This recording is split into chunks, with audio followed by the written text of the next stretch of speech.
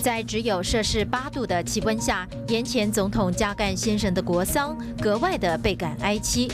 1994年1月2日，进入一年过身的前总统严家淦举行庄严肃穆的奉安大典。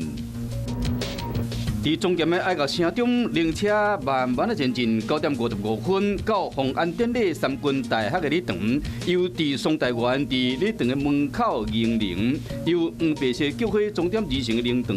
布置了真庄严。